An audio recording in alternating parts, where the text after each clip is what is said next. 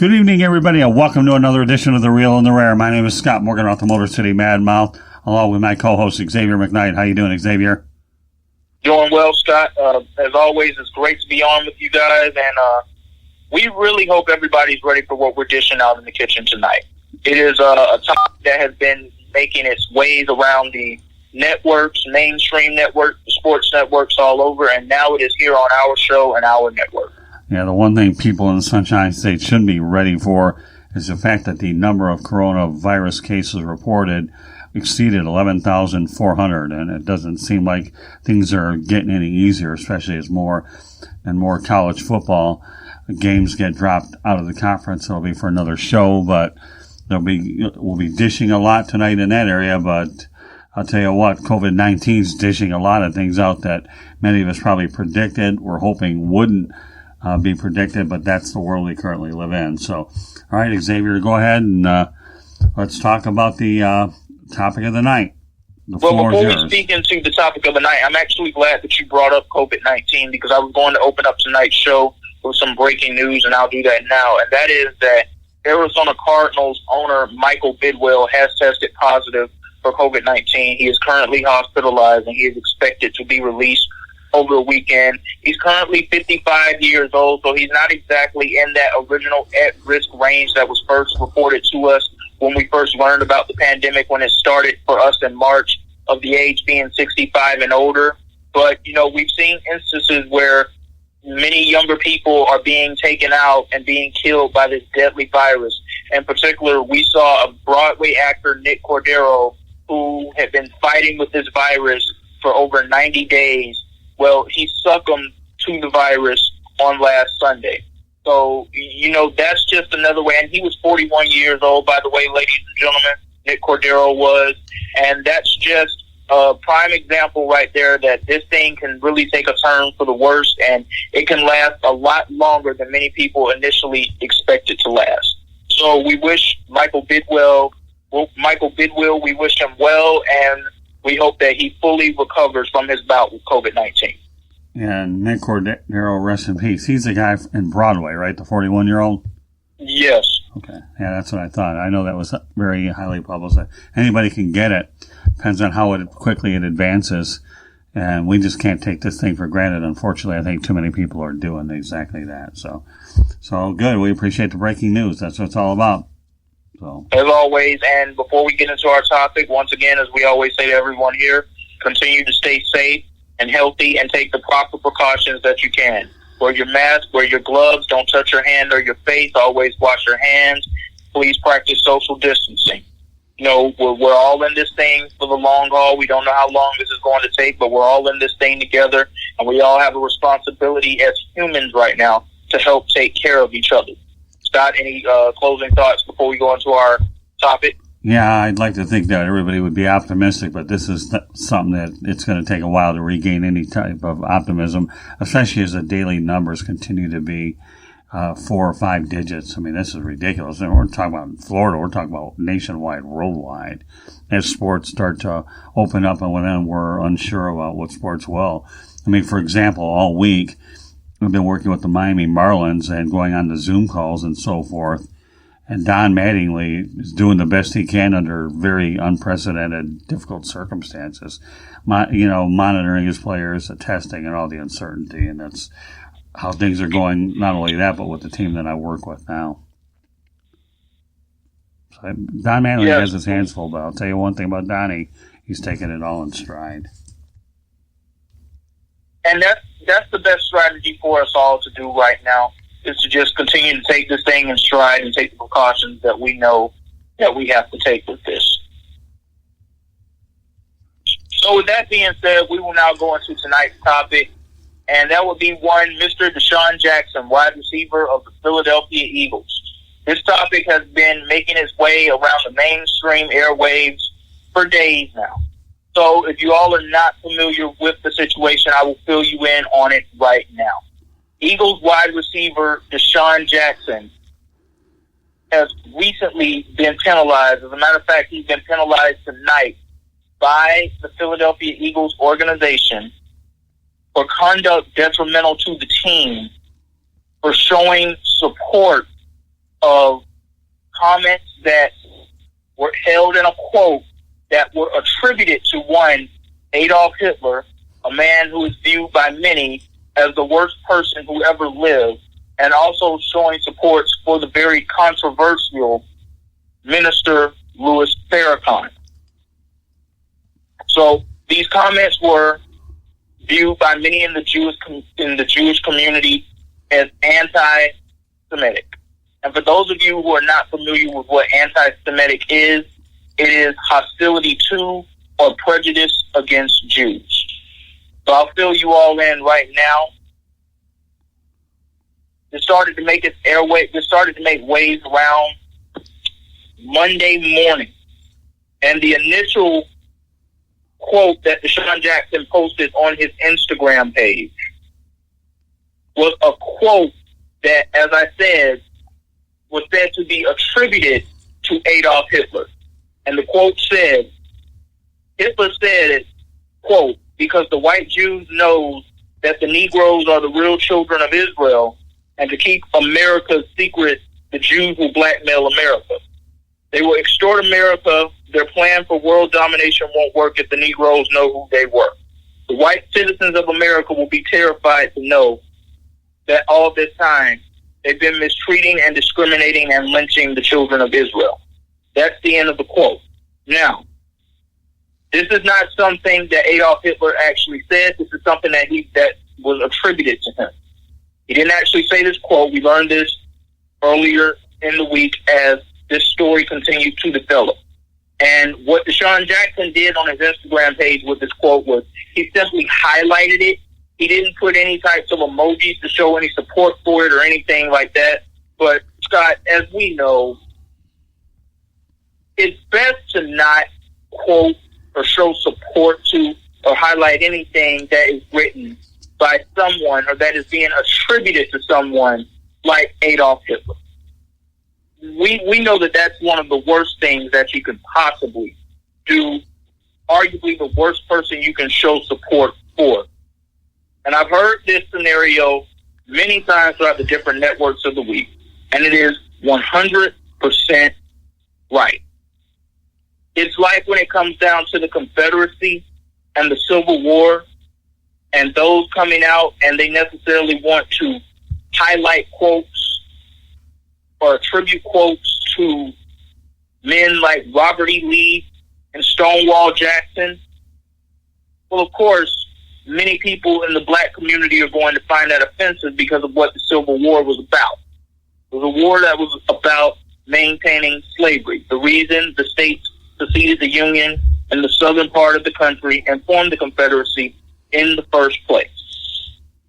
So, of course, the Jewish community is going to be upset and offended at someone highlighting or showing support, retweeting, doing anything to highlight anything that Adolf Hitler did. We know he was a very horrible man. We know about the Holocaust and the numbers and numbers of Jewish people that were killed by a horrible, horrible process and a horrible act by a horrible person. And before I go any further, and this is where I'll bring you into the conversation, Scott, because you and I actually spoke on the phone on this yesterday because, you know, I shared with you in a conversation just when I was learning more about what this Deshaun Jackson situation was about, it really kept me up for the greater part of a night. In particular, it was Wednesday night.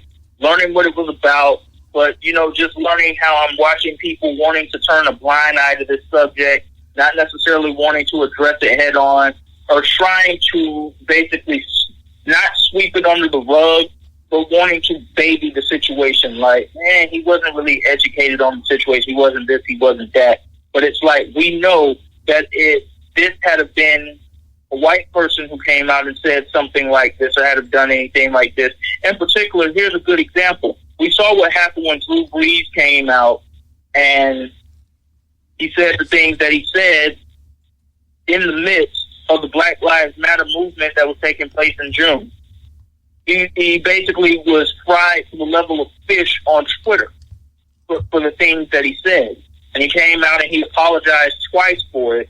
And he also came out and he also corrected our president, Donald Trump, on some comments that he said, saying that Drew Brees shouldn't have had to apologize about these things. Well, he also went on social media and publicly addressed Donald Trump as well about these things. But, and what I learned in our phone call yesterday, Scott, from what you told me, is that you are actually Jewish. Right. And what I want to ask you is, after hearing what I just said or doing your own research on this topic, what are your feelings about what Deshaun Jackson posted or basically showed some form of support of, even though he has come out multiple times and he has really been apologetic throughout the week? And we're going to get more into his apologetic efforts and the strides that he's making with wanting to make amends for this so far. But what are your thoughts so far? Like, were you offended by any of this? Were you offended by anything that he showed support for here? No, not really, because I consider the source, period. I mean, first of all, Deshaun Jackson took the First Amendment, and then when you put social media into the equation and took it to an all-time low. Everybody, I'm so accustomed to the prejudice towards Jewish people that it becomes, to me, one of those things that to me is a constant. Just like African Americans are used to the racism, we're accustomed to it in a different way. But Deshaun Jackson is an idiot, and his reputation is shot. And I don't know, you can apologize for a week, but that doesn't mean nothing. It's going to take him months, years to be able to gain any credibility back. And I don't think he's ever going to get it. Because once again, now, unlike many, many years ago, things get washed under the bus, so to speak, because you had newspapers, you didn't have the amount of media, but you got the media in every way, shape, or form. Outright stupidity. Eagles say conduct detrimental to the team. That's a mild understatement, but they had to take action. They don't want their club to be associated with such comments. I wouldn't. But no, I wouldn't offend it. I've learned to consider the source of who you're dealing with anyhow.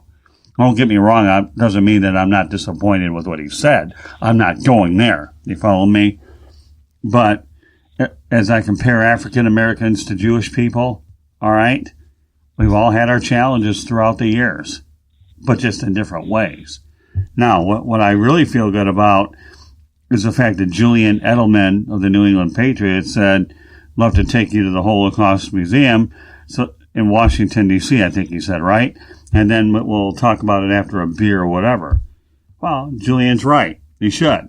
You have to have an appreciation for what took place during the Holocaust era. You really do. Is it going to accomplish anything? Reparable damage? Seriously? No. Is he putting up his own, trying to put on a different facade that all of a sudden, oops, I put it on my Instagram page. How many people have screenshotted the whole thing? Once it's up there, it isn't coming back. Somebody's going to have record of it, right? Same thing. Stupidity. We know what happened to Adolf Hitler. Nobody likes him. Many years ago when I was at Southfield Lathrop High School, which is predominantly Jewish school in Southfield, Michigan, there was a guy that wore a Nazi symbol on him. And let me tell you, he was really hammered throughout the school, and even the teachers couldn't stand him. Won't get into names. It's not necessary. Who knows if the guy's even alive. But when you associate Adolf Hitler to anything, that to me is a sign of big-time trouble. So.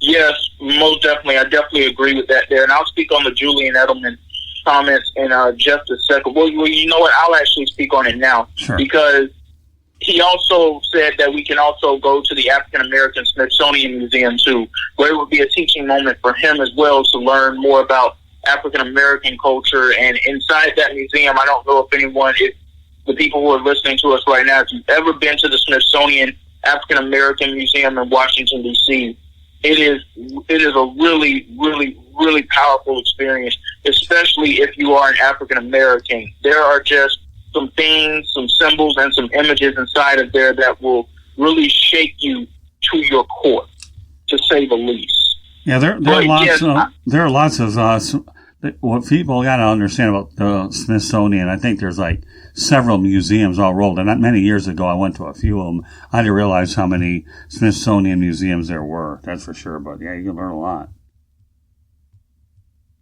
For sure. But yes, I agree. I agree as well that Julian Edelman and Deshaun Jackson definitely should make this happen.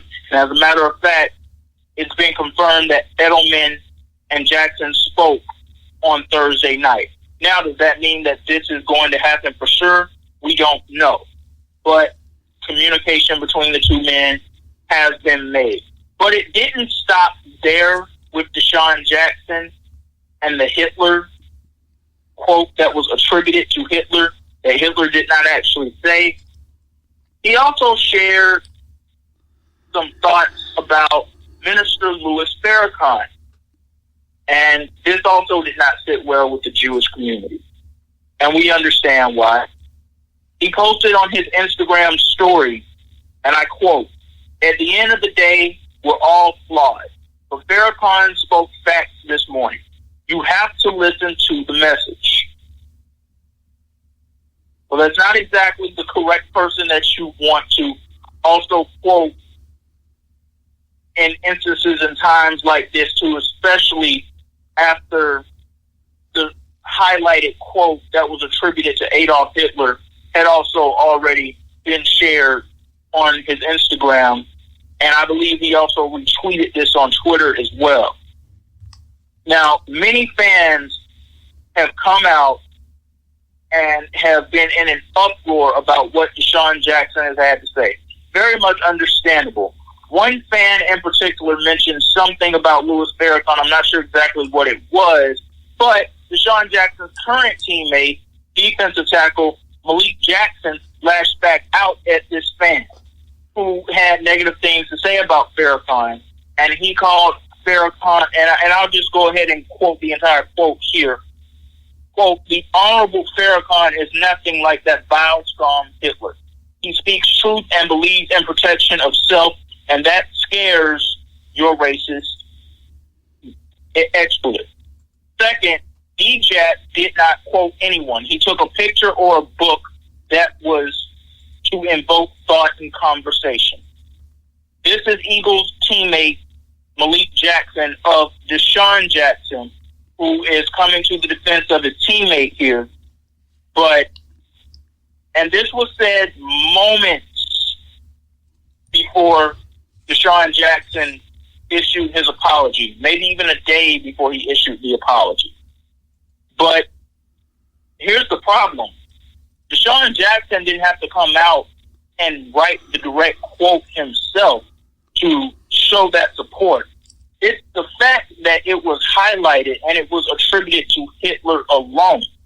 That's one problem with this. And when you speak about Louis Farrakhan is viewed as an honorable figure to many people throughout the black community. I'm not necessarily one of those people because I don't promote hate language from anybody towards any group of people. Farrakhan is considered one of the most notorious anti-Semitic, anti-LGBT, and anti-white speakers in the world, and it has been this way for decades now. As a matter of fact, he has on multiple occasions referred to Jewish people as termites and satanic. So that's not another person who you want to look to in this situation to look here for a form of guidance. Scott, can you just give us some of your thoughts on Minister Louis Farrakhan and how you feel about him before I go any further? No, I'd rather not, if that's okay with you. Yes, that's perfectly there's fine. Some things where I'll defer. If I don't feel like... this time I'll take a pass. This is too controversial for me to get into too many details, and I think you can respect my position there.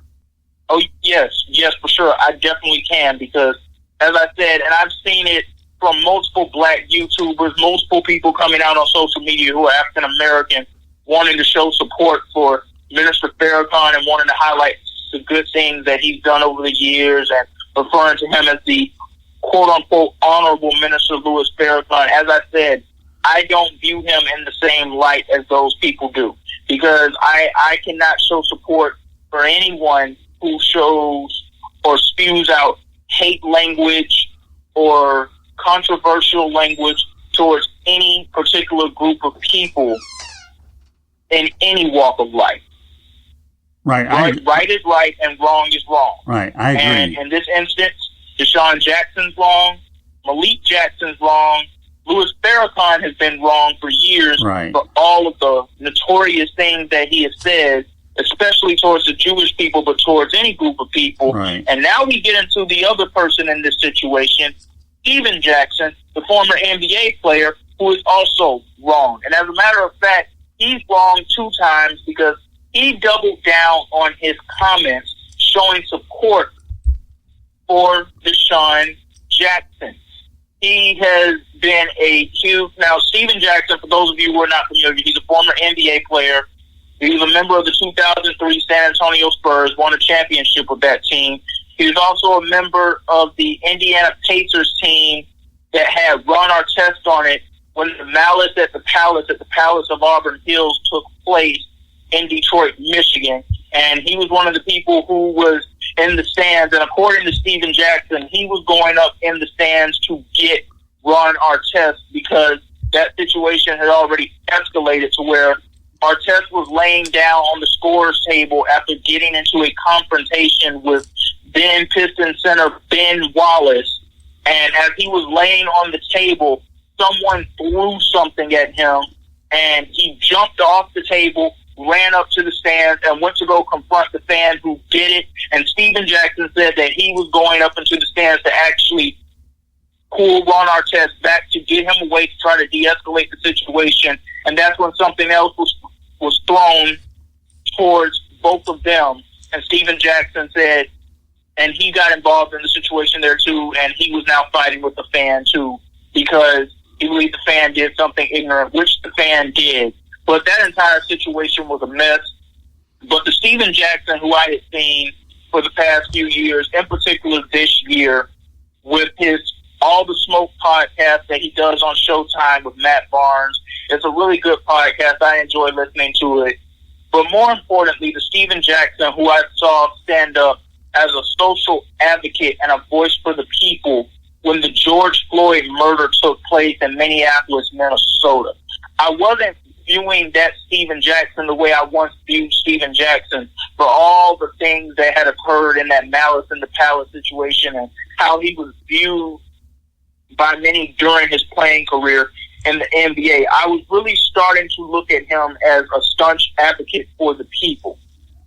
And this week, he did a great job of starting to undo all of the really great work that he has done, being a voice for change, being a voice for social activism, and being a voice that is going out there and standing up on the front lines for what is right.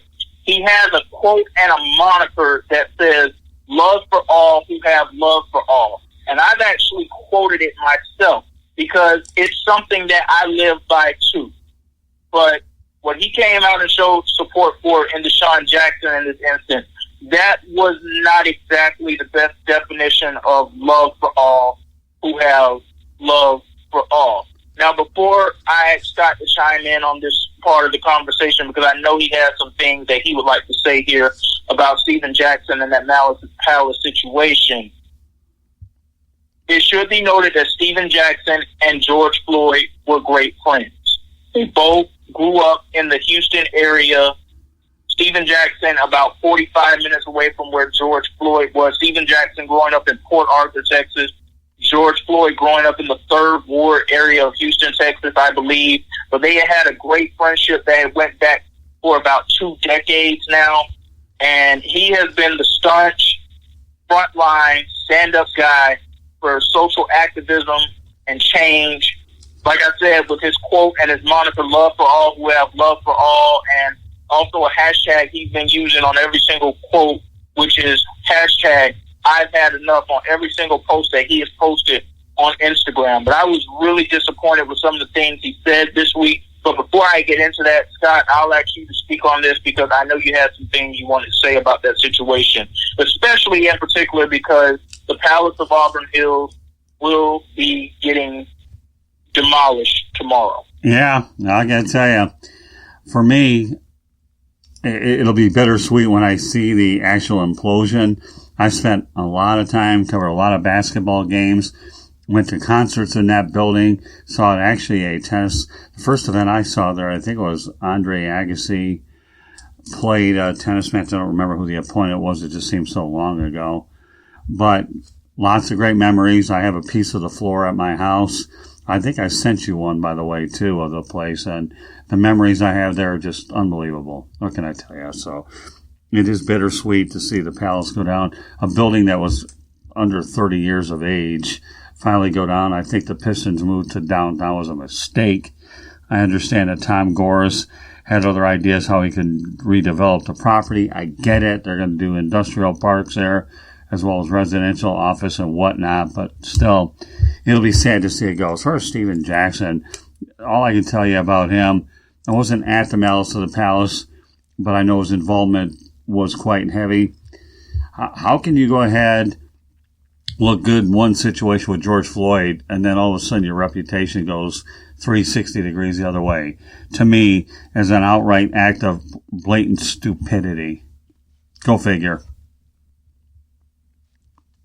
Yes, it definitely was, and I'll get more into what he said about the Deshaun Jackson situation now. He came out to show support for Deshaun Jackson by simply saying that he was speaking the truth with the things that he had posted. That the quote that was attributed to Adolf Hitler and him also coming out and showing support for Minister Louis Farrakhan. Steven Jackson came out and said that, so I just read the statement that the Philadelphia Eagles posted regarding Deshaun Jackson's comments. He was trying to educate himself, educate people, and he's speaking the truth, right? He's speaking the truth. You know he don't hate nobody, but he's speaking the truth of the fact that he knows and trying to educate others. This is a quote from a post that Steven Jackson made on his Instagram page just a few days ago, and I actually took a look at that video myself when it came out, and I was very disappointed, Scott, because this like I said, this is not the definition of love for all who have love for all. Number one, this is not a quote that Adolf Hitler actually made. It was attributed to him, as I said earlier. Number two, as I also said earlier, why would you ever want to attribute or show support of anything that has the name Adolf Hitler written towards it? As I said, to many, he is arguably the worst person in the history of the world.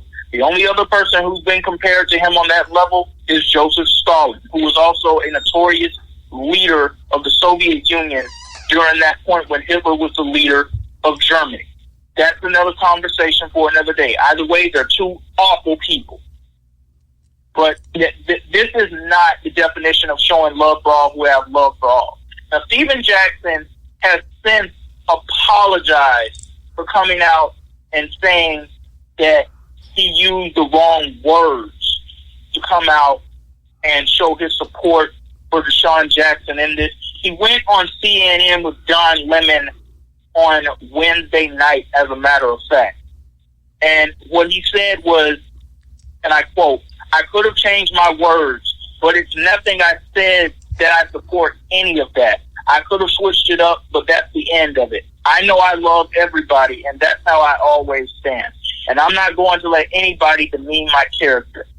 Well, before that apology was issued, he was being very rah-rah and emotional about this topic, speaking about it with Don Lemon, and also continuing to come out and support what Deshaun Jackson was trying to say. And I'll get into more of what many other analysts have said that Deshaun Jackson said he was trying to actually say in his message a little later on. But when I look at this apology, it's not an apology for being wrong for coming out and saying these things. It's an apology for you coming out and using the wrong words, but you're still doubling down on your stance. And like I said, he's wrong twice. Deshaun Jackson was wrong for what he did. Malik Jackson is wrong for the things that he said. And anybody who's showing support of this is wrong for what he said. And Scott, before you chime in, this comes to the part of the conversation that needs to be had here.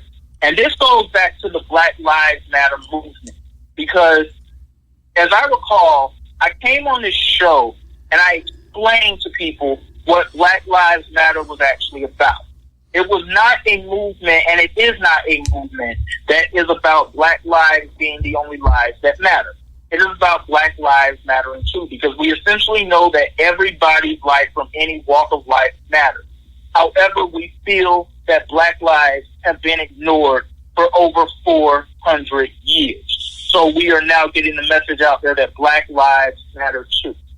Well, to anyone out there who is showing support of anything that Deshaun Jackson posted this week that was not apologetic, or before he came out and issued his apology and anything towards the efforts that he's doing to try to make strides here, if you show support for this quote that was attributed to Adolf Hitler, or if you showed support for him coming out and saying something about Minister Louis Farrakhan that puts him in a good light with everything that Minister Farrakhan has said about Jewish people over the years and many of his speeches, you don't get it. You don't get it at all. And it's a time where we all need to educate ourselves on all of this, because we can't ask for people from all walks of life to want to stand with us to help us change the system. And I've also seen this as well. People just flat out not wanting to talk about this situation. People wanting to basically almost sweep this under the rug. People not wanting to address this topic, or people trying to just go, Deshaun Jackson, he was just misinformed about this. He was given the wrong type of information. He didn't properly educate ourselves. And Emmanuel Acho, who is now the host on Fox Sports 1, one of the hosts on Fox Sports 1 Speaks for Yourself show with Marcellus Wiley that comes on Fox Sports 1, he has the perfect line to address all of this. And that is that ignorance is no longer acceptable, because it is not. We have too many sources of information and technology out there to help us understand some of the things and some of the points that we are going to get across. I would never come out and post anything from Adolf Hitler. I wouldn't come out and post anything from Minister Louis Farrakhan, Joseph Stalin, any of these people. Now, I'm not comparing Louis Farrakhan to Joseph Stalin and Adolf Hitler. To my knowledge, Louis Farrakhan is not responsible for having thousands upon millions of people killed. But I'm just saying they have all made controversial statements. They have all made notorious remarks towards different people from different walks of life. Now, with that being said, I have posted things in support of things on social media before that were not necessarily negative, but they are some of those subjects to where if you're going to dive into this subject, you better make sure you're very well informed about what you're talking about. Because if you do not, you're going to come off looking like a fool. And with what Deshaun Jackson posted, if he was really misinformed about this, he should have looked this information up. He should have, this is what we have Google for. This is why we have Yahoo. This is why we have all these different sites.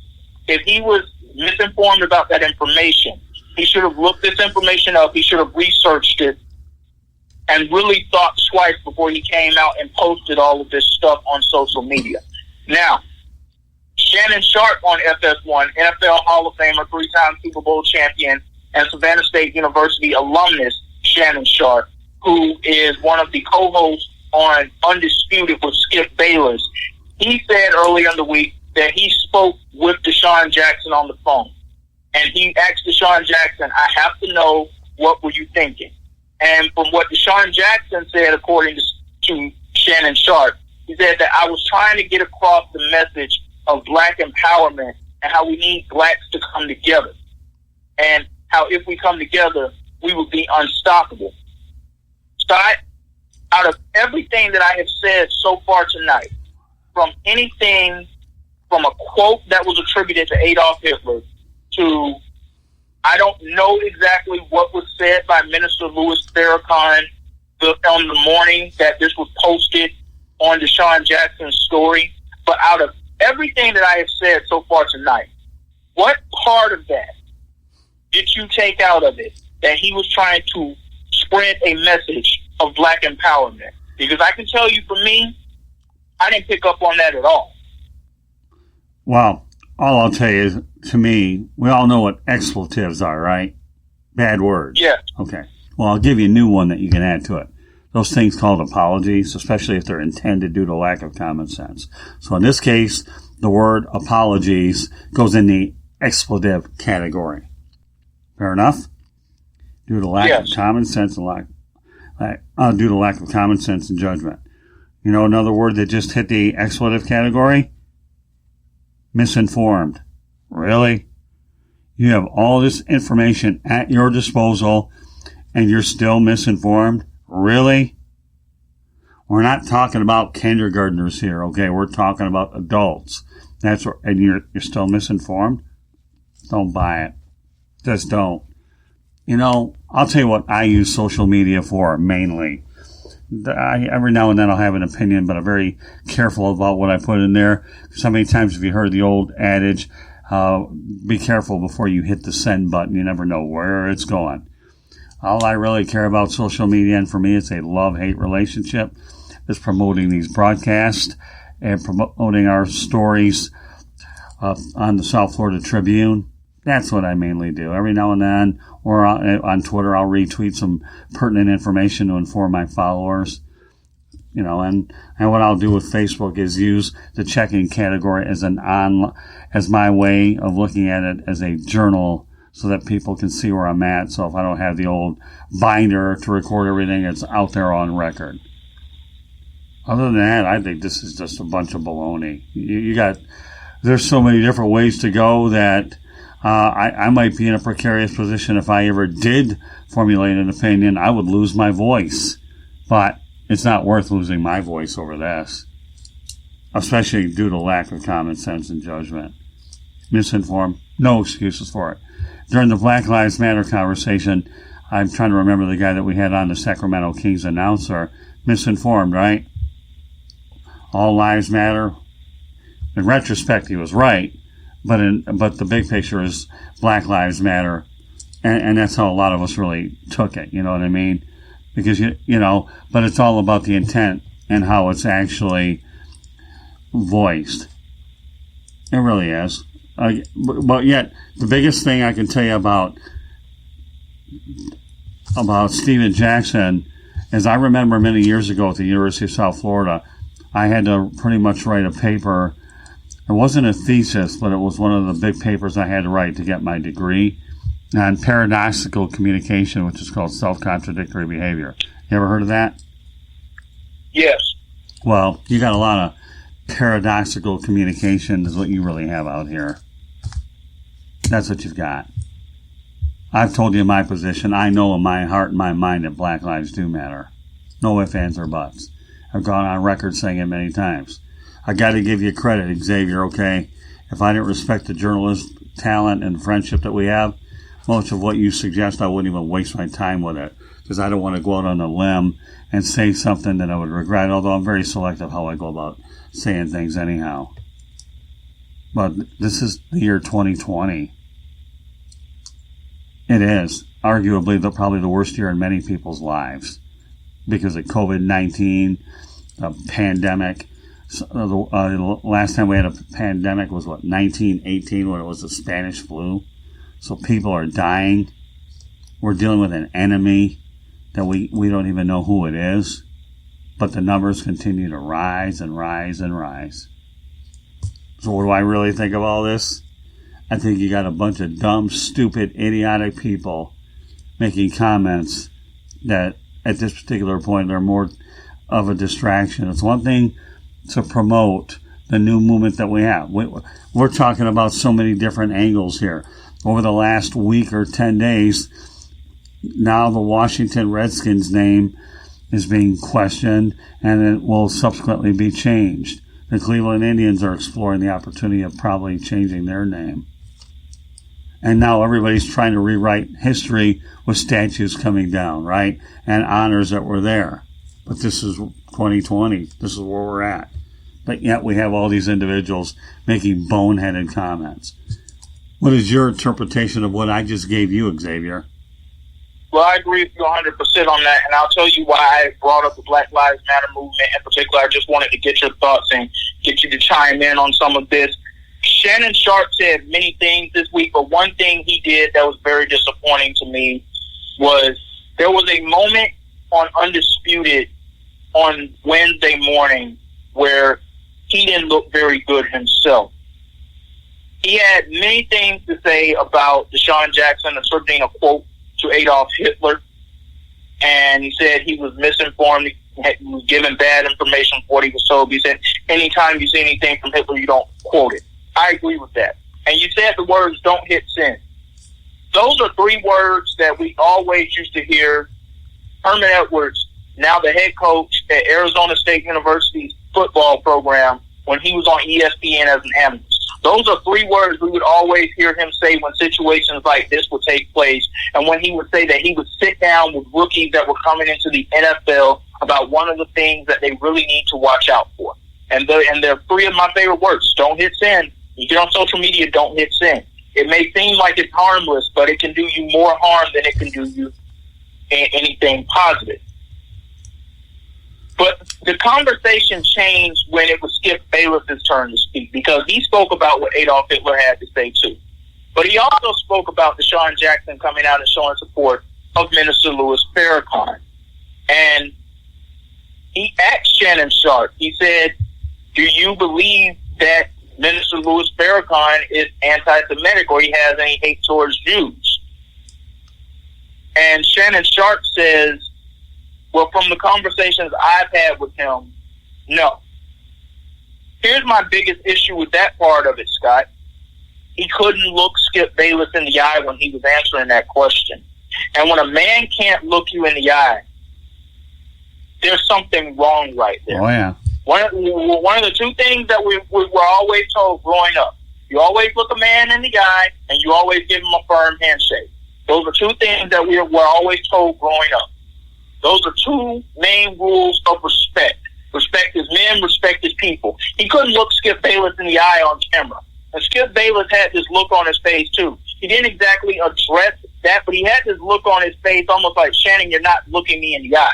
And that was very disappointing to me because it goes back into what I've seen a lot of this week from so many people who went so hard in the black community for the Black Lives Matter movement, rightfully so. But in this case, in this instance this week, with this Deshaun Jackson situation, people have either turned a blind eye to this, wanted to sweep it under the rug, or wanted to just come out and say, he was misinformed, he wasn't properly educated on this, no, he shouldn't have said it, but he was just misinformed. No, we can't do that.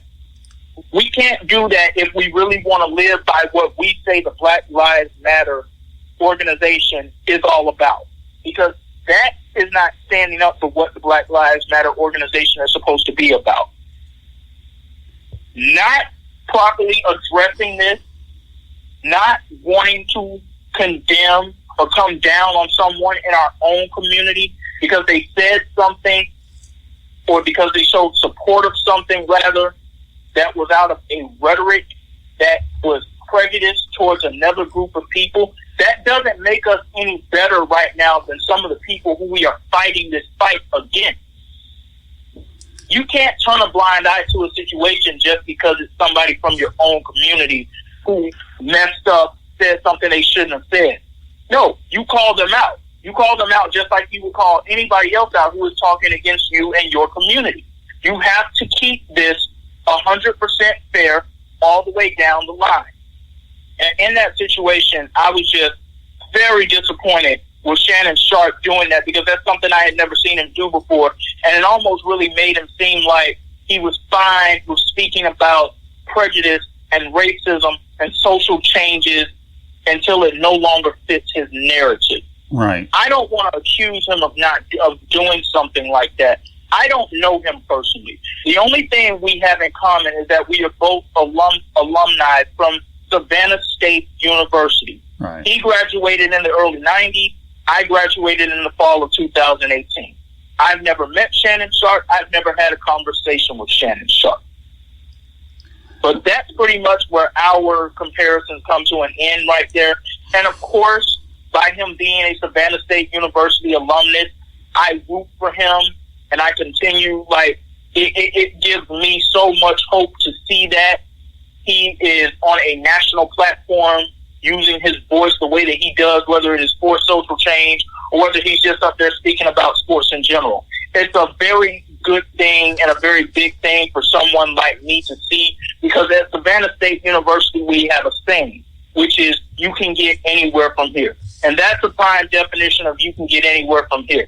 But in this instance, I am not here to show praise. It is disappointment for just him not being able to look Skip Bayless in the eye when he asked him that question. It was a very uncomfortable video to actually watch, to say the least, Scott. All right, let me point a couple things out. Okay, first of all, I really don't frankly care about Deshaun Jackson. Whatever his numbers are, if there is any football, is one thing. You know, to me, his reputation's shot. I don't care about the backtracking. Steven Jackson, okay, could be compared to one of my favorite songs a few weeks ago. Okay, by Bette Midler, Did You Ever Know That You're My Hero? Pertaining to George Floyd. Boy, how that narrative changed. Did you ever know that you're not my hero because of what he just did here? Really? To me, that's a bunch of garbage. It really is. Shannon Sharp, obviously, is a very outspoken individual. He has been. But let's remember, many years ago before you were born, that Al Campanis on Nightline got run out of baseball because he had one bad night. And he had 40-some years invested into the L.A. Dodgers. Ted Koppel gave him an opportunity to get out of it, and he didn't do it. The rest is history. Okay. But meanwhile, move the clock to 2020. If Al Campanis had social media and he had other people to help him get around it, is his reputation preserved a little? Maybe, but it never happened. He was out of a job after 40 years with all the goodwill that he did. But with the Dodgers being the franchise that went out there and brought Jackie Robinson, broke the color barrier, what do you expect? But a lot of what we're talking about is just because of lack of common sense, common judgment. As I said to you at the beginning of the program, Xavier, we've taken the First Amendment and have really done a great job defeating the intended purpose for what it was really all about. We've made the First Amendment look like an absolute farce. But now we have lots of ways to doing it. We have social media. We have conventional media. Everybody has a voice. Everybody can write a blog these days if they want to. Back in the day when I was involved in radio, TV, the FCC, Federal Communications Commission, was more evident. You don't have that with internet, radio, podcasting, or any of that. You say whatever you want. Just hope you don't aggravate the wrong person. They come after you in this Google-heavy society. But that's what we're at. Deshaun Jackson, like every player, has a certain shelf life in the NFL. He will. Steven Jackson had his shelf life in the NBA. Wasn't very good. Julian Edelman, trying to be the voice of reason, no problem. But all of this is a bunch of garbage. Everybody's discriminating against everybody. We see it all over the world, right? Arabs have never liked Jews, and they've had numerous wars. They have. But yet we talk about Adolf Hitler, right? Nobody likes each other. Why do you think crime is what it is? For some reason or another, you hear about crime statistics all over the place about the break-ins that took place. You know, it's all about, we talk about loving each other. To me, nobody loves each other. Everybody's got an angle. People die at young ages or any age because of stupid reasons. Why do you think I stopped watching the local news a long time ago? When ESPN and cable started to emerge, I had a bigger choice of programming. But what does it really all matter, Xavier? You tell me. What are we trying to do when we talk about anti-Semitism? You tell me. Well, as I said, this is to be an educational conversation tonight. Right. For us to, first off, show and tell people and inform them what anti-Semitism is and to explain why it is also wrong. And I'm not here to compare wrong versus wrongs. In my eyes, wrong is wrong and right is right. And in this situation, Deshaun Jackson was wrong, Steven Jackson was wrong, Malik Jackson, Deshaun Jackson's teammate, was wrong, Shannon Sharp was wrong for not exactly wanting to address this full-out situation on Undisputed, or at least look Skip Bayless in the eye while speaking about Minister Louis Farrakhan on Wednesday morning. And anybody who is out there who is wanting to throw this situation under the rug or not want to speak on it or wanting to give Deshaun Jackson a pass by saying he's misinformed, you're wrong too. Wrong is wrong. And we can't get to where we ultimately want to be in our world, in our society, until we address all wrongs. We have to call people out for all wrongdoing. So let me ask you a question. When it comes to, I'm going to ask you a couple of questions on this. First of all, we all know whether it's COVID-19, whether it's this or that, you can take a horse to water, but you can't make him drink, right? Right. Correct? Otherwise, yes, that's correct, because we're seeing a lot of it with COVID-19. Well, we even did long before, but yeah, COVID-19. Am I being wrong tonight by being more reserved in my comments because I want to internalize them and say what I feel I need to say, but not much more than that? No, not at all. I don't feel that way about it at all, because you may have your reasons for that. And I'm not going to ask what those particular reasons are. I mean, first of all, we all know, okay, that spread love, not hate is something that's very easy to adapt to, you'd like to think, with so many people, and I definitely believe in that. Are there a lot of teaching moments out there? Oh, yeah, there's a lot of those. Okay. We all know that the Jewish community is, in certain parts of the country is much higher than others, but in the end, you have a large Jewish population in the United States, and of course, on my bucket list one day, I'd love to go to Israel so I can get an idea and check out an area for which I feel very proud of. I had a bar mitzvah when I was 13 back in 1975. I went to Hebrew school. I did all the things I wanted to do, and I was required to do to go into manhood with my bar mitzvah. It was a great time. You committed yourself to saying something, and you read it before the Torah. I'm very proud to be Jewish. I really am. But to me, I do like to keep certain topics to myself because I know how I feel. But what we're seeing in this society, it's just outright sick. It really is.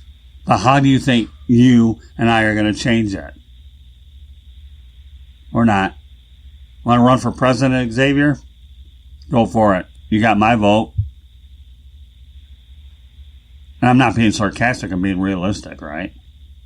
No, I definitely understand, and I know that you are. It's a very broad question, honestly, because when you think about it, and you really think about everything that we have gone through, in particular in this year, and as you said, we had issues much before this year even took place, before COVID-19 was ever actually a thing. We've had many issues before then. But this year in particular, everything just continues to multiply after itself, and it's just really piling up where it's like, do we have the solutions for this? Do we have the problems for this? And, all I can really say to that, Scott, is we have to continue to walk in love and light. Well, let me go a step further. That's the best way. That's the best way I can sum that up, because we can want people to want to walk in those ways with us, right? But people are going to make the decisions that they want to make. Unfortunately, some of those decisions are going to be negative. Let me take this a step further, okay? Remember Barack Obama? Okay, president, yes. First African American president. Hope there's another one at some point down the road. I'm proud of President Barack Obama. Without Obamacare, I'd be dead. You and I don't have this conversation. I had some major medical problems. I was in the hospital for a lot of years, or not a lot of years, a lot of time during a certain period. And without Obamacare, I would be dead.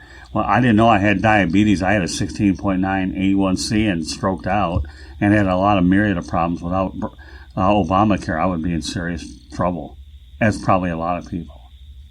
So I don't care to me, whatever the hate is, all I can tell you, I'm thankful for Barack Obama. And if the opportunity ever comes to meet the man, I would certainly, I don't know if we can shake hands anymore because of COVID-19. Maybe I guess a passionate elbow bump will work. But if I ever got the opportunity to meet him, it would be a great opportunity, and I'd look forward to it all day long. No problem. I don't get into deep politics, but I'm not afraid to tell you that Ronald Reagan's the one president that I've always been one of my favorites. And many years ago, I went to Ronald Reagan's library, obviously while he was alive, before his wife died as well. Cool place. I'd love to take my wife there. But I'm not trying to get off topic. It's about, making sure that we go out there and spread love and not hate. Now, I don't talk a lot of politics. Are we getting that with the current President of the United States? Well, everybody has a various opinion, and I'm going to hold judgment on that. I'll let the numbers in November do my talking for me, because we'll know what the report card is, and you do get one every 4 years unless you're impeached and removed from office. You have your 4-year report card. Usually, if you pass twice, you're in the Oval Office for 8 years. So, what else can I tell you on the subject? Yes, I definitely agree with you on all of the things that you said here. And, normally I would love to be the person who helps come up with the solutions that we have for these problems, but this is just a very broad part of this conversation, and it's one of those things I just don't have a direct answer for. Well, nobody was. Everybody has a platform, right? Okay? They have a platform. Everybody's using it. I made an executive decision here to remove a former show on this network because I felt like the platform was being abused and it wasn't being utilized in the proper manner. I'm not going to get into the individual's name. It's really not important. But we don't rant on the show. It's okay to have an opinion, but you have to draw the line. And when you go ahead and abuse a platform, you generally pay the price for it. You really do. Because at some point, now you see it, now you don't, right? Yes, 100% true. You have to be accountable for your own actions, whether you're behind a microphone or you don't. And we're talking about this now, what's going to happen, when the NBA finally does restart, whether it makes it through the restart is another story, where we have all these protests and platforms. What's going to happen when you have the NFL, should it ever get started? What about this silent protest? And what are they going to do for the national anthem? Is kneeling going to be the norm? Who knows? And I don't care. I still know in my mind that when the national anthem is being played, I would stand for it all day long. I would. It's something that I feel you should do, but I'm not one to tell anybody not to do it, especially during a very fragile time in our country's era. But the word platform is what it is. The problem is too many people have different platforms. I mean, tried this stuff before before any of the podcasting, all the internet radio. Many years ago, when I was at a Phoenix radio station talking motorsports, and I made sure that I was able to bring up why there weren't enough African Americans in NASCAR, and a lot of my co-hosts were very nervous about it because it was an area that was very concerning to them, but I made sure that I did my research properly so there would not be repercussions. But I don't think we're taking this out of whack. We're having this conversation because 3 or 4 or 5 individuals during a very periled time, took it upon themselves to talk about anti-Semitism as if things weren't bad enough with Black Lives Matter. And yes, by the way, there is that global pandemic. When they say it rains, it pours, it definitely did. And it doesn't look like it's getting any easier. We're not here to talk about the pendulum will ever switch the other way. No, it won't. This is where we're at in 2020. There's no such thing as a pendulum ever shifting the other way. Do you think that the pendulum will ever shift the other way? At this point in time, no, I do not. Yeah, I don't. Anybody that says that is outright ignorant and outright stupid. There are too many ways it can't do it. There are too many people that don't think. Many years ago, to be behind a microphone was a privilege and you deserved to be there. Now anybody can go out there and buy a microphone and a setup and say whatever they want. And the question is how many people will listen to you depending on how you promote it, but that's not the point. Everybody has a voice. But the reality is, how many people will use it in a manner where it's constructive to the well-being of what it is? I don't think a lot of people care. Doesn't matter who you offend anymore. Does it? I don't think... Well, at this point in time, no, it doesn't. And a lot of that has to do, in particular in this country, with the current administration that we have that is in charge. Right. And I won't get exactly into specifics about that either. As you said, I will let November do the speaking for me. Right. The results that we have in November will do the speaking. It's okay to have a platform, just don't abuse it. Because you never know when somebody will take it away. You know what happens to a lot of television shows that don't work out? They cancel them, right? Because of ratings.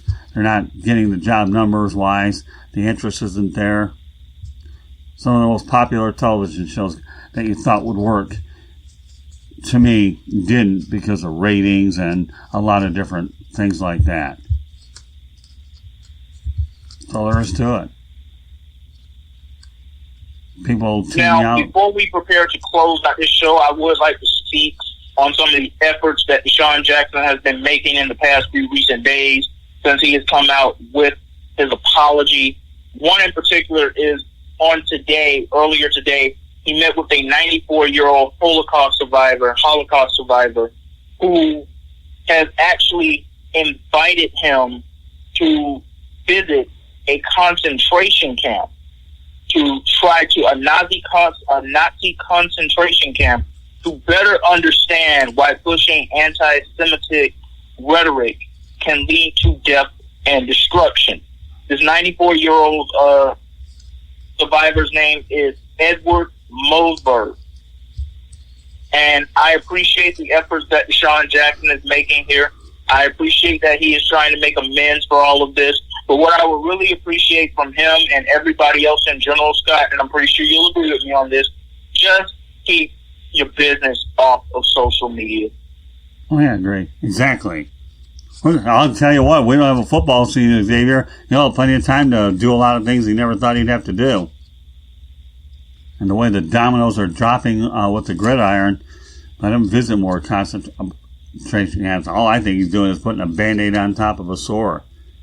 Did Drew Brees have to backtrack? No, but when he found out what the public outrage was, he did very quickly. Donated money, donated time, that's okay. I mean, not going to prevent him getting from it in the Hall of Fame. Will he be looked at differently? Yeah, but you know what? I think Drew, to me, does deserve a mulligan if he's attempting to make it right, considering what he's done for a city. But I'm not condoning what he did, don't get me wrong, because once again, he's done an awful lot of good for a community that got ravaged, and he's done an awful lot of good, and his play is great, but, everybody gets judged in their own way. What we do here in our industry, people can dissect every aspect of the real and the rare tonight, and I really don't care. A lot of them, that's what you're supposed to do. Are we going to agree on everything? Maybe, maybe not. Who cares?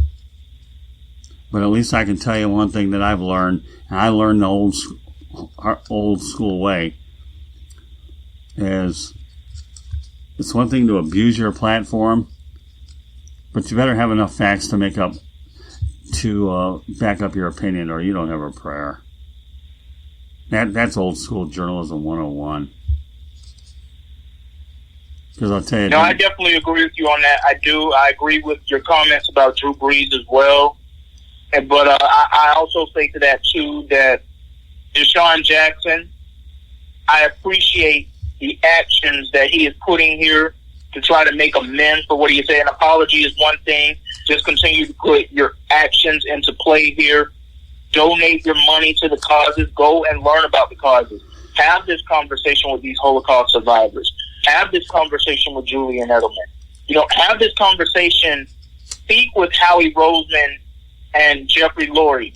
Jeffrey Lurie, the owner of the Philadelphia Eagles, Howie Roseman, the general manager of the Philadelphia Eagles. And I'm sure that conversations have been had in the past few days between them and Deshaun Jackson, especially considering that those two gentlemen are also members of the Jewish community. Right. But I'm not someone who doesn't want to give people second chances. I will give Deshaun Jackson a second chance here. But just understand that, like any and all instances, we will not forget that this happened. How can you? How can you? It's all over the place. You tell me. Yeah, you have Jewish owners, you know, with the Eagles. Of course they're going to nail them for detrimental to the team. Put your money where your mouth is, Deshaun. That's all I can tell you. Certainly the good. I mean, how many people 5-10 years from now are really going to remember Deshaun Jackson unless he's an exceptional Hall of Fame player? Nobody will remember you. People have short memories, especially in pro football. Just because you played 1 year, half a year, 2 years, unless you're a stellar player, nobody's going to care. Pro football players are dimes and dozens. You know, that's how I look at it. Don't get me wrong; they made the sacrifices to get to that level, and they did something that many people would love to do. But we don't put them on a point where they're gods, do we? I don't. No, we don't, and we shouldn't do that either. Right. I mean, you know, today's players are being paid a lot more money. The guys in the 70s and 80s and before that, you know, played in much more difficult circumstances with 2 and 3 day training camps. The injuries are what they are. The retired athletes' benefits were never that great to begin with, and now, and they're dying much earlier once they hit their 60s, 70s. Many of them don't make 80 because of the pounding that their bodies and their minds took. But that'll be for another broadcast. What's the moral of the story? The last thing I want to say on this subject, and this goes back to just continuing to educate people on spreading love and not hate. If we're going to stand up for what's right, we have to stand up for everything that's right. And if we're going to condemn what's wrong, we have to condemn everything that's wrong. Right. Not just what fits our narrative, what we're comfortable with, what fits our agenda. No, if you're for right, you're for right, and you're for everything that is right. And if you are against wrong, you are against everything that is wrong. I mean, all I can tell you, one of my favorite sayings, Xavier, is "Thou shalt put thy foot on the ground, not thy mouth." That's what I've always believed. Keep it on the ground, not your mouth. Right? Yes. And unfortunately, in this day and age, everybody does put it in their mouth. Every single way that you can do it, you do it. Internet's trouble. Everybody's got a phone that you have all these mini computers in their hand. Doesn't take long to say something. How much of it's actually said to anybody that really cares, who knows? You can't keep track. It could take you centuries and centuries of all the sent messages out there, unless you're prominent and you make yourself very, very real prominent. I had a guy who, one of my old bosses that I'm hoping to bring on the network, as well as the Tribune, to me said, you know, I've done the public speaking and I've been in the public eye. I don't mind taking a break. Me, on the other hand, I'm looking forward to the opportunity to do public speaking and get in front of the public eye. I enjoy it. That's what I'm about. Getting in front of people, educating, informing, motivating as much as I can. But everybody has a way that they want to get it out there. But I don't know. The moral of the story is keep your mouth shut and don't press send. Once it's out there, it's out there. You told me? Yes, I definitely agree with you on that as well, and that is an important lesson for any and all people of any walk of life and of any age. Just because you think you can press the delete button, it's not gone forever. It can be pulled back up. Oh, yeah. Yeah, it will. More so now. Back at the Tampa Tribune, they used to keep all their stories and put them on microfiche, which is good. And when I lost a few, I went ahead and I got and printed them out. But nowadays, everything's out there. You can find it in some way, shape, or form. What are you going to do? This is the world we live in. I'll go back to the one thing that you certainly drive in my head: spread the love, not the hate. Unfortunately, actions speak louder than words, and it's easier said than done. No way. Crime stats don't lie. Just like pandemic numbers are high. Prejudices are high. You tell me. All I'm going to say to officially close this conversation is I will continue to spread love and not hate, and I will continue to stand up for everything that is right and condemn everything that is wrong. Deshaun Jackson, Steven Jackson, Malik Jackson, and anybody else who stood up for this or tried to make an excuse for it or defend it, they were wrong. This is a teaching moment. And Deshaun Jackson, I agree with the Philadelphia Eagles penalizing him for this. I definitely agree with them doing that. Well, I'll tell you a story about myself, okay? I do hold grudges. I do. I make no bones about it. You make a mistake and it gets to grudge territory, I hold it. I don't let nobody forget it. If you want a second chance to me, you have to prove that you deserve it. Once the trust is gone, it's gone. Well, and I don't regret holding grudges, because you got to prevent yourself from making the same mistake again and make sure you're able to see the signs. Like you pointed out earlier, okay? Look at somebody else's eye and be able to give that hard handshake. Doesn't mean that they're still going to lie at you, but boy, at least they look more legitimate trying to do it. Eye contact, body language.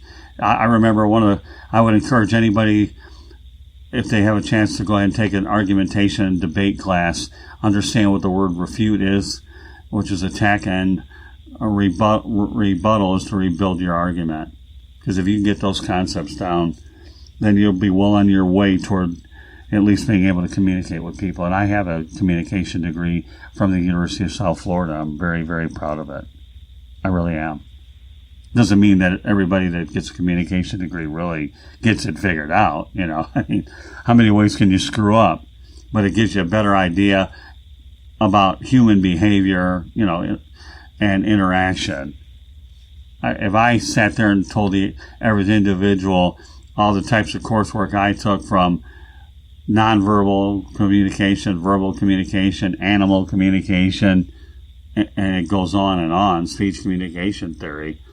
If I were you, I'd be going to the drugstore and making sure you got the best headache medication on the planet, because if I were you, I'd use a lot of it. How much of it do you really believe, especially with much more greater platforms than we have now? So, as far as I'm concerned, I hope that everybody has a chance to download this broadcast, listen to it again, and get out of it what you want to get out of it. And I second those comments as well. And once again, we thank everyone for tuning in to The Real and the Rare tonight. We hope that more than anything, this has been an educational conversation for everyone, because that was the purpose of tonight's show, as it is with all of our shows. But when we speak on topics, especially of this nature, it is meant to be an educational experience. Well, and again, I've been in the business for 41 years, for crying out loud. I believe you have to educate everybody. Education is more about numbers, or it doesn't have to be numbers. It doesn't really matter. Education's good. Knowledge is power if it's applied. And this is a show where, you know, we're certainly trying to provide insights. But again, we're not here to twist your opinion one way or the other. That's something you folks will have to determine for yourself based on what's in front of you. The only difference is you have more ways that you can get it. Social media, regular media, you name it. Daily daily interactions, though, how many of them nowadays have them, because we're all caged lions stuck in our homes, and we're limited about where we can go, but for however long that may be. So I really don't have a lot more to say about it, to be honest with you. I think we've covered it quite well. So with that said, Xavier McKnight, why don't you go ahead and let people know how they can get a hold of you? Yes, you can follow me on Twitter at XTMCKNIGHII. The two I's at the end are capitalized. You can send me a follow request on LinkedIn at Xavier McKnight. You can send me a friend request on Facebook, typing in Xavier McKnight. And you can also follow me on Instagram at MCKNIGH22. And as for ourselves here, our Twitter account is at Tribune South. That's the @ Tribune South, all one. You can find us on Facebook, South Florida Tribune, Instagram, South Florida Tribune. We have a YouTube channel, South Florida Tribune. I'll be doing more videos when I'm more comfortable out there to do so. Right now, the opportunities are far and few between, but that'll change. You can go to the website, www.southfloridatribune.com. Have lots of great articles from our media distribution partners that include some of the biggest organizations out there. A few that come to mind: the Miami Marlins, the Miami Dolphins, Jacksonville Jaguars, just to name a few. And of course, we have our regular contributing writers as well. So, and you can also find these broadcasts on the SouthFloridaTribune.com as well. You can email us at SouthFloridaTribune@gmail.com. Be more than happy to return any of your emails as quickly as I possibly can. You can find me on LinkedIn, Scott Morganroth, as well. So you are listening to The Real and the Rare here on the WSAN network. You can also find this broadcast, not only did I mention SouthFloridaTribune.com, but wherever you can get your podcasts as well. So on behalf of Xavier McKnight, my name is Scott Morganroth, the Motor City Madmouth. Thank you for joining us. We ask that everybody out there, please mask up, be safe, and use common sense during these times. Unfortunately, I have a feeling that the second wave will be coming sooner or later, and I hope I'm wrong, but I'm not so sure I am at the moment. So any final closing thoughts, Xavier McKnight? Once again, thank you to everyone for tuning in to tonight's show. Thank you for the continued support that you give us here at the network and you give us here on this show. And we're going to continue to bring you all those hot, sizzling topics that we dish out in our kitchen. Yeah, nobody said that the subject matter was always going to be uppity up. There comes a time where you cannot be afraid to talk about the important things. And in a society right now filled with so many different things, we feel that we're doing the best that we can to provide that for you folks. So meanwhile, folks, have a great weekend. We look forward to having you on the next edition of The Real and the Rare.